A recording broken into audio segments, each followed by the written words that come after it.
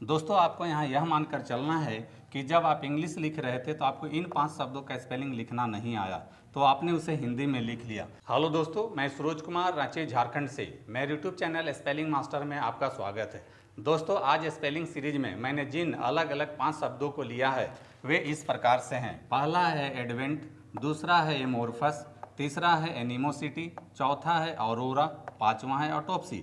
दोस्तों आपको यहाँ यह मानकर चलना है कि जब आप इंग्लिश लिख रहे थे तो आपको इन 5 शब्दों का स्पेलिंग लिखना नहीं आया, तो आपने उसे हिंदी में लिख लिया। तो दोस्तों अब हम हिंदी वर्णमाला के रोमन स्क्रिप्ट के हेल्प से इन 5 शब्दों का स्पेलिंग लिखेंगे। तो दोस्तों सबसे पहले हम पहला शब्द एडवेंट लेते हैं, और सबसे पहले एडवेंट में पहला लेटर ए आया है और इंग्लिश अल्फ़ाबेट में ए के लिए ए लिखते हैं, तो सबसे पहले ए के लिए ए लिख लेते हैं। और रोमन स्क्रिप्ट में डी से ड होता है, वी से व होता है, ए की मात्रा के लिए ई लिखेंगे, एन से न होता है और टी से ट होता है। इस प्रकार से आप एडवेंट का स्पेलिंग बहुत ही आसानी से लिख लेते हैं।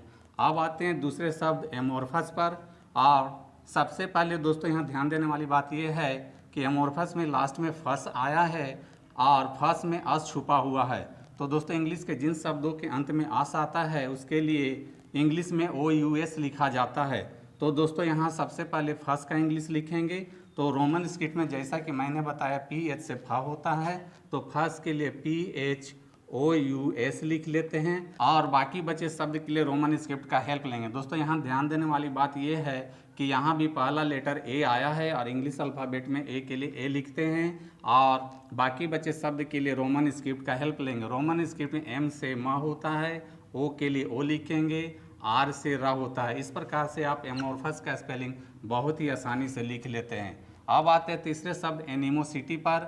और सबसे पहले ए के लिए यहाँ इंग्लिश अल्फ़ाबेट के अनुसार ए लिख लेते हैं, और रोमन स्क्रिप्ट में एन से ना होता है, छोटी ई के लिए आई लिखेंगे, एम से म होता है, ओ के लिए ओ लिखेंगे, एस से सा होता है, छोटी ई के लिए आई लिखेंगे, और टी से ट होता है। दोस्तों यहाँ ध्यान देने वाली बात यह है कि यहाँ टी के लिए टी आई होना चाहिए, लेकिन आपको यहाँ यही याद रखना है कि टी के लिए यहाँ TY लिखते हैं। इस प्रकार से आप एनिमोसिटी का भी स्पेलिंग बहुत ही आसानी से लिख लेते हैं।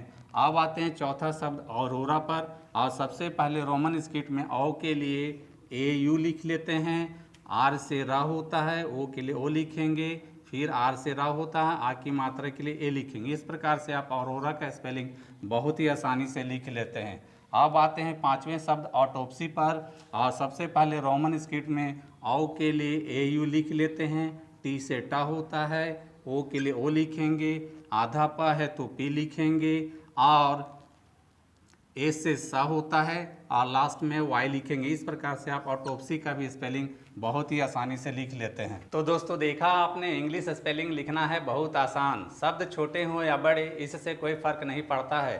तो दोस्तों आप मुझे अपने 5 कठिन शब्दों को कमेंट बॉक्स में लिखकर बता सकते हैं जिसका स्पेलिंग लिखने में आपको दिक्कत महसूस होता है। मेरा अगला स्पेलिंग सीरीज आपके कठिन शब्दों पर होगा। तो दोस्तों मेरी टीचिंग पसंद आती है तो मेरे वीडियो को लाइक, कमेंट और शेयर करें, तथा ऐसे ही आसान और कठिन शब्दों का स्पेलिंग लिखना सीखने के लिए आप मेरे चैनल स्पेलिंग मास्टर को फॉलो, सब्सक्राइब जरूर करें। मिलते हैं नेक्स्ट वीडियो में। Thank you. दोस्तों वीडियो पसंद आए तो इस वीडियो को लाइक करें, शेयर करें और मेरे चैनल को सब्सक्राइब जरूर करें। Thank you.